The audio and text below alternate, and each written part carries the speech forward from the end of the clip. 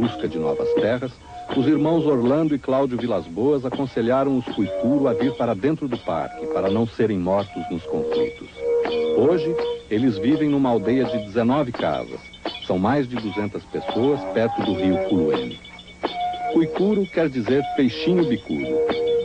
Sempre que há um acontecimento importante na aldeia, os homens tocam essas flautas, que eles chamam de tana. Hoje, estão tocando porque logo vai haver na aldeia um Quarupi, a maior festa do Alto Xingu, em homenagem aos mortos ilustres. Enquanto a festa é preparada, os homens tocam suas flautas todos os dias. E quando começam, de manhã bem cedinho, têm de tocar até o fim do dia, pouco antes do pôr do sol.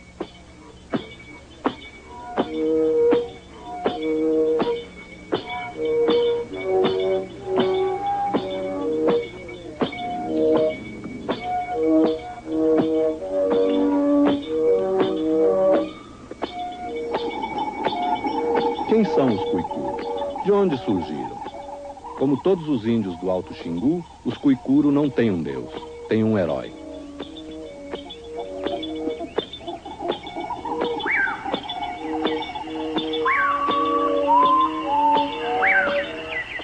Segundo os habitantes das nações indígenas que povoam esta área, foi exatamente aqui, onde as águas dos rios Culuene, Ronuro e Batovi se juntam para formar o rio Xingu, que o mundo começou. Neste lugar chamado Morená, que é território Camaiurá. Mas o mundo era o caos. Então veio Mavutsini, o grande herói transformador dos indígenas desta região. E veio para botar cada coisa no seu lugar, para botar o mundo em ordem, botar os rios para correr, separar os animais, cada coisa em seu lugar. Um dia Mavutsini fez um arco e precisava de corda, mas só quem tinha corda era a onça.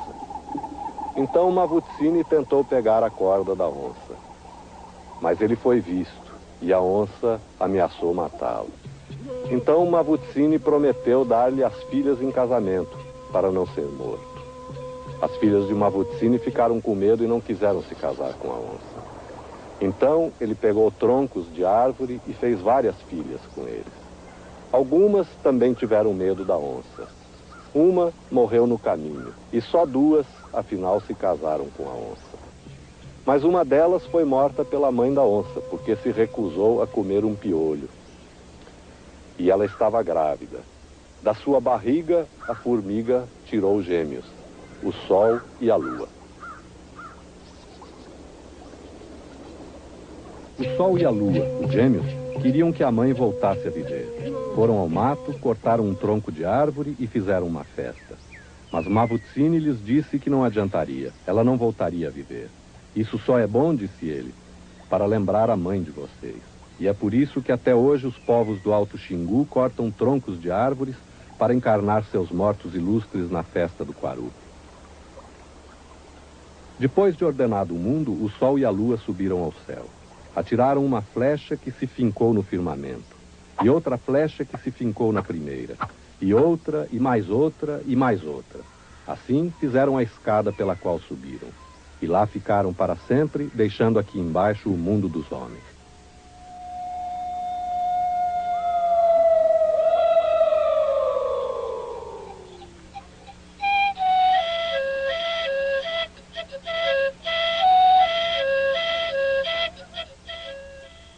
Reencontrar a simplicidade perdida, a inocência, a solidariedade, a cor e a música.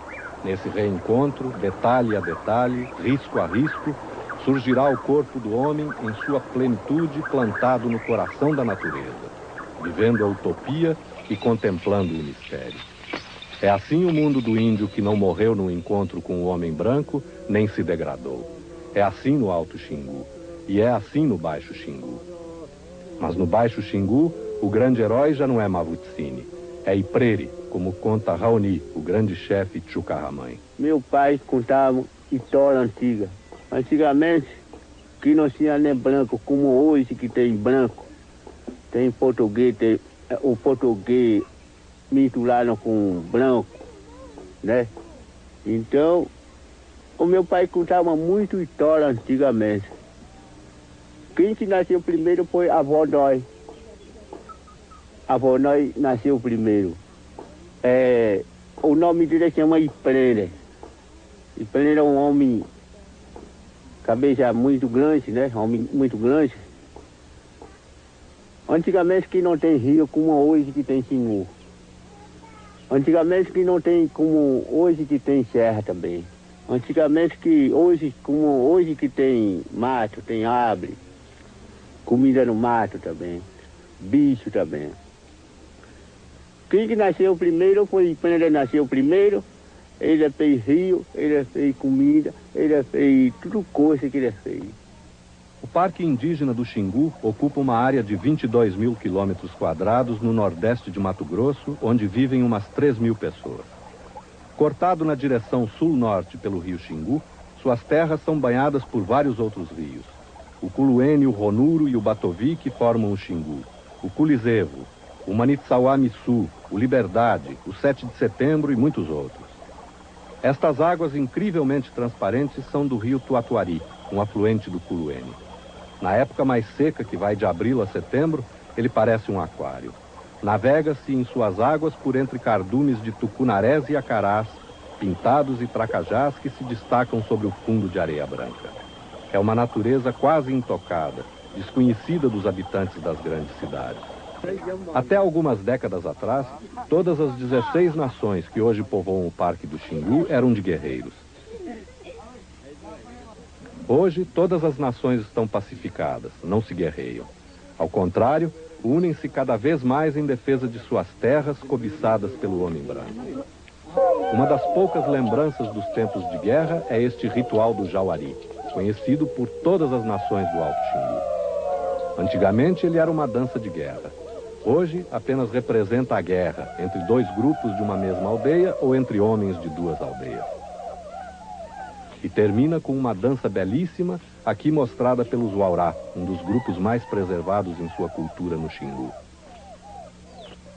Ao lado dos Waurá, vivem no Alto Xingu também os Camaiurá, os Uiaualapiti, os Cuicuro, os Calapalo, os Merinaco, os Matipu, os Aueti, os Narucuá. E ainda os Ticão, os Trumai, os Cajabi. E depois os Juruna, os Suyá. Bem ao norte do parque ficam os Chucarramãe e os Crenacrolo.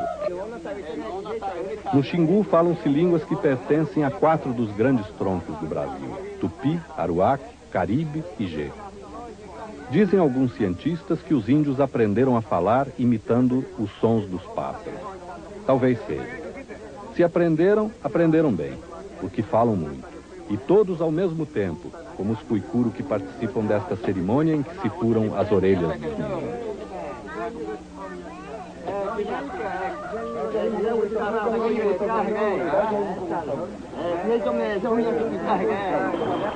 No Baixo Xingu, as aldeias em geral ficam à beira do grande rio, como esta.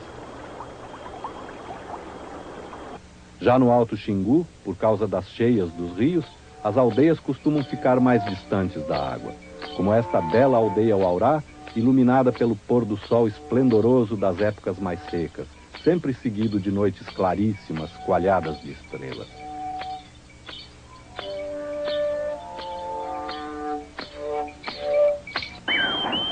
Entre os índios do Xingu é sempre assim.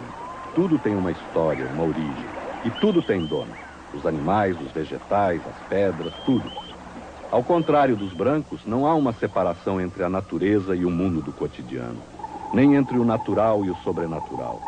Tudo forma um todo único e explicado, e belíssimo.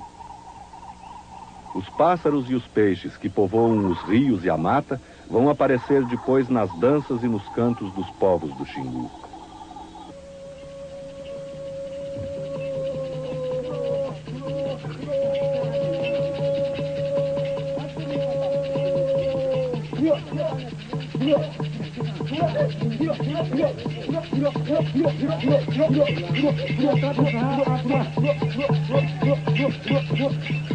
Esta, por exemplo, é a dança do papagaio, parte da Tauaraná, uma sequência de danças dos Waurá e de outros povos do Xingu, em homenagem aos animais que os cercam.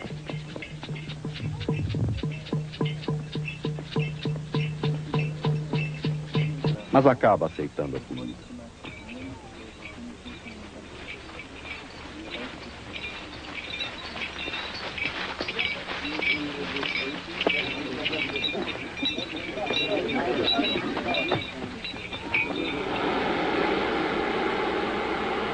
Às vezes, a convivência harmoniosa fica impossível. Quando a surucucu venenosa entrou na área da aldeia, ameaçando crianças e adultos, os Cuicuru não hesitaram. Veja.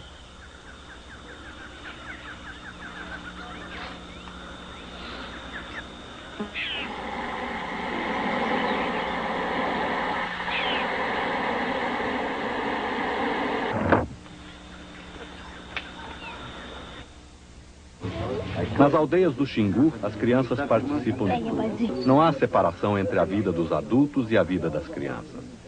Aqui, por exemplo, os meninos estão se pintando para participar do ritual do Jauari, uma das tradições mais importantes dos povos desta área.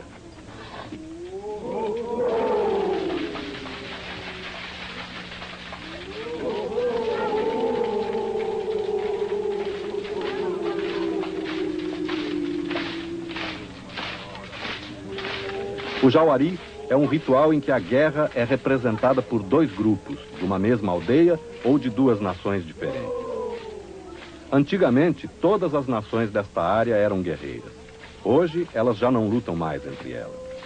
Mas o passado de guerreiros está simbolizado nesse ritual com a participação plena dos meninos. As meninas também participam de tudo. Aqui, elas estão integradas no ritual do Yamurikumá, do qual só participam mulheres. É um ritual de protesto das mulheres que tem suas raízes mergulhadas na mitologia mais antiga dos povos do Alto Xingu. Nele, as mulheres manifestam seu descontentamento com os homens e o fazem comportando-se como eles. Pintam-se como os homens, enfeitam-se como eles, dançam como eles e até lutam. E as meninas participando de tudo. Este é um dos momentos mais altos da vida de uma nação do Alto Xingu. Os Cuicuru estão dançando na preparação do Quarupi, o grande ritual em homenagem aos mortos ilustres. E o pequeno guerreiro resolveu, por sua conta própria, incorporar-se à dança dos homens. Ninguém o impedirá, ele dançará o quanto quiser. Os índios são extremamente carinhosos com seus filhos. Veja estas cenas de Yupalanã, um aurá, na rede com a mulher e os filhos. Para os Waurá, como para todos os povos do Alto Xingu, as crianças nascem do pai. A mãe os faz crescer na barriga. Por isso, os filhos têm sempre a nacionalidade do pai, seja qual for a nacionalidade da mãe. Esta é uma cena frequente no Alto ou no Baixo Xingu. A mãe cata piolho nos filhos. E come os piolhos, como aqui entre os Krenacroro. E tem os seus piolhos catados pela irmã. Mas o pai também está presente. Cortando os cabelos, no banho,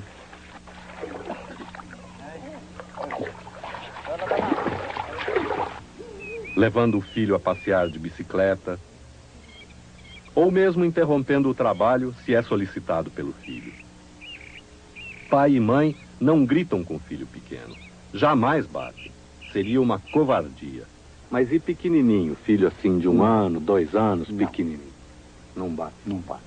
Nunca? Nunca, nunca. A paciência de um pai do Xingu quase não tem limite. Vamos acompanhar aqui Tabata ensinando seu filho Maricá a pescar com flecha. Eles estão na pescaria em que os Cuicuru vão estocar peixes para seus convidados da festa do Quarupi. Nesta primeira parte da pescaria foi espalhado timbó na água, o sumo de um cipó que paralisa os peixes. No começo desta pescaria, só as crianças podem flechar os peixes. Maricá não está conseguindo, mas Tabata não se impacienta. Insiste. Mesmo que Maricá erre 1, 2 ou 20 vezes seguidas, ele insistirá. Maricá é que está um pouco desanimado, coça a cabeça. Já sem paciência, Maricá tenta fisgar o peixe com a flecha. Nem assim. Então, vai com a mão mesmo.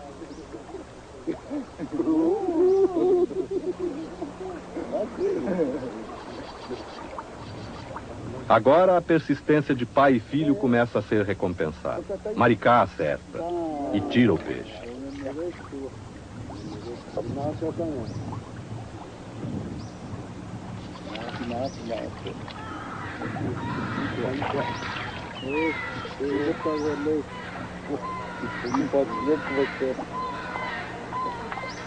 Apreendida.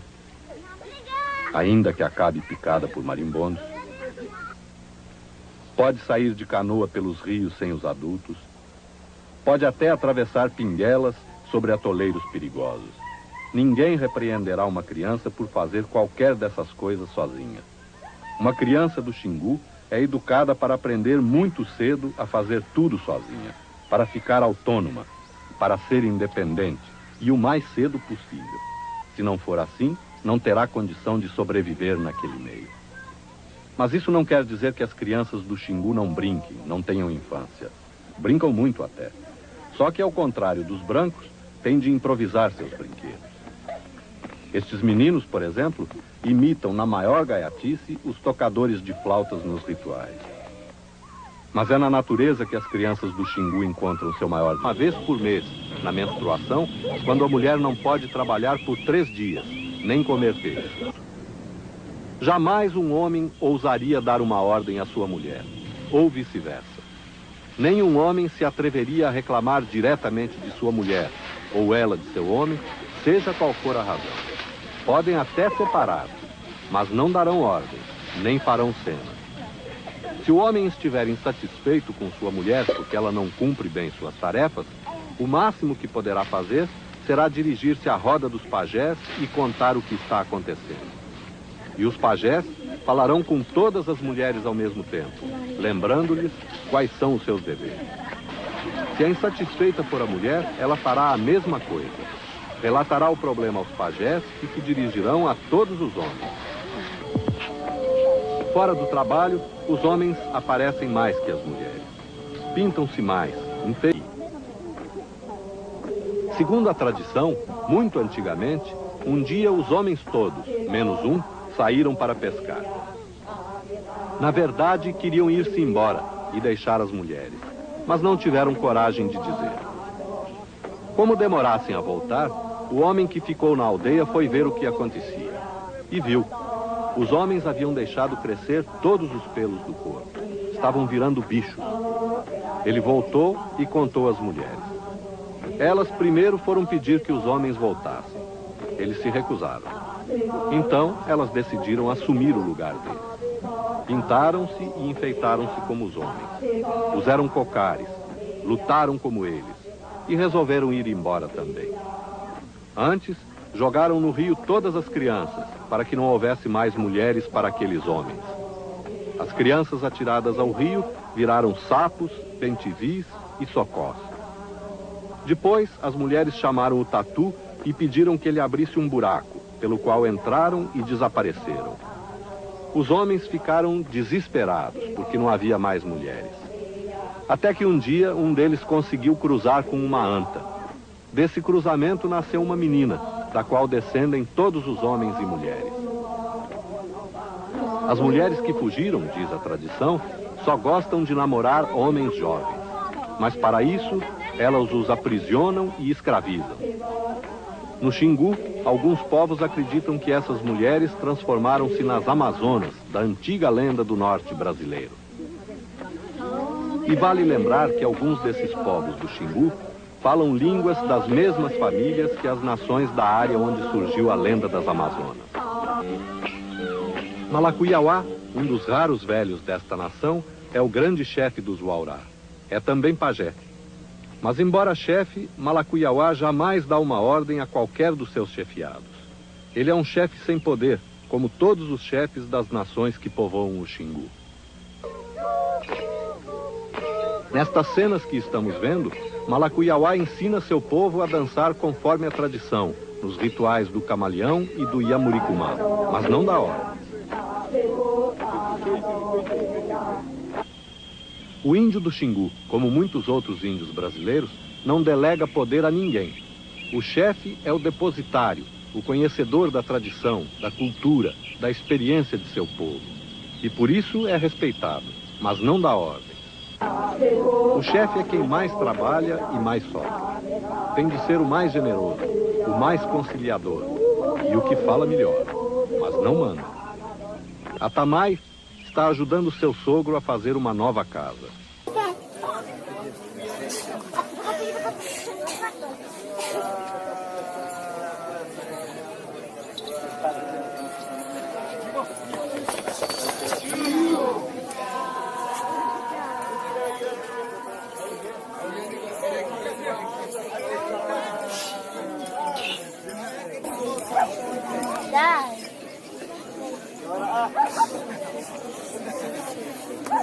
Ini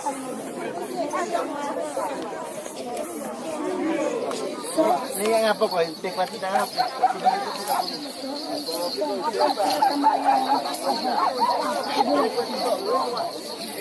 Oke. Apa ini apa ni? Ini juga.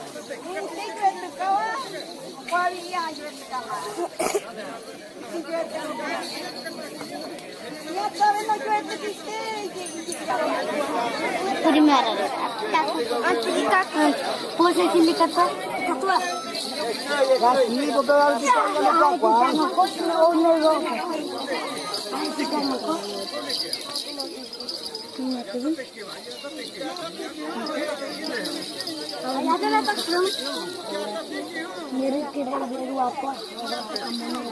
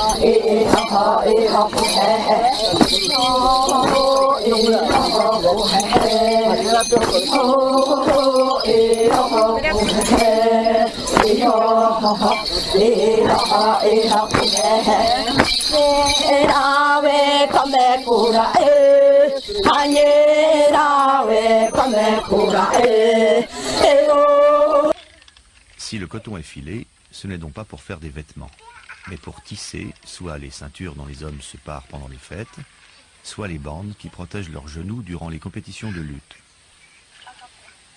Et aussi bien sûr pour confectionner les hamacs, l'élément essentiel, si ce n'est unique, du mobilier des Indiens, la couche idéale dans la forêt équatoriale.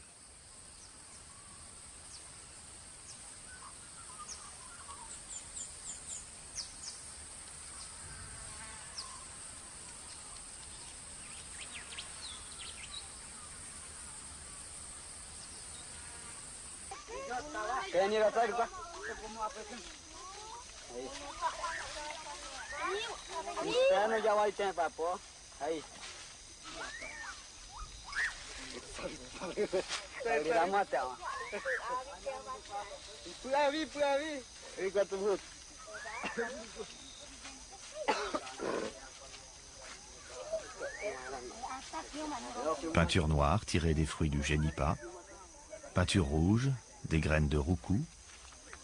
À défaut de s'habiller, les Kamayuras, comme tous les Indiens d'Amazonie, Une fois n'est pas coutume, les femmes feront la loi au village durant les 4 semaines que dure la cérémonie.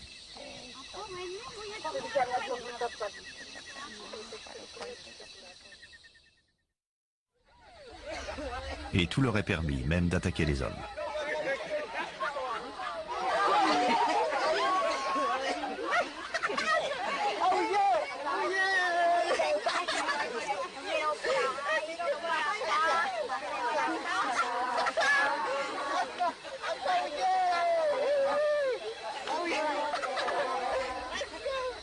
Étrange attaque d'ailleurs que celle-là, où il ne s'agit ni de blesser ni de tuer, mais de chatouiller les victimes des pieds à la tête.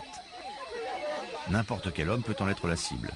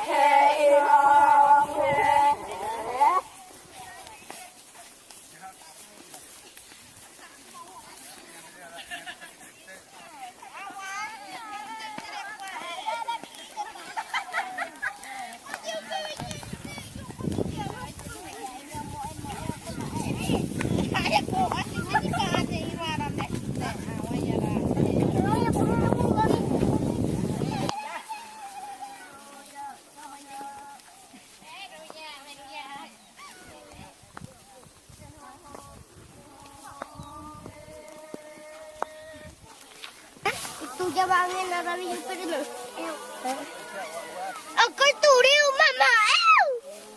Oh mama Babiru.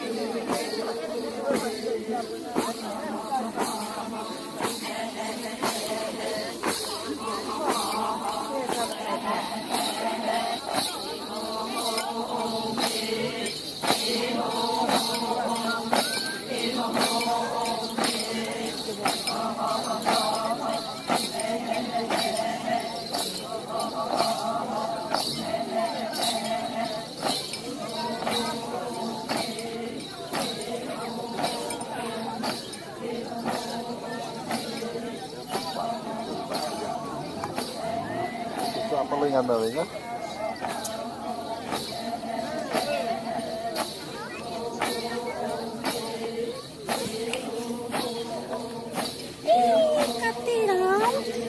Ini akan yang jauh di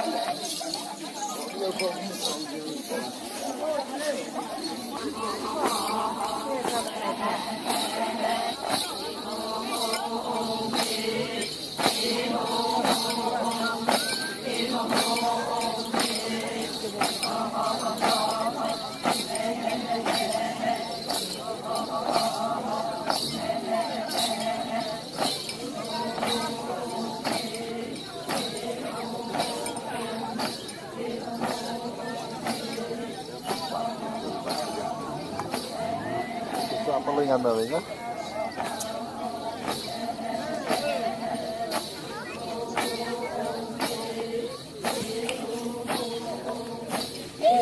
Katirang.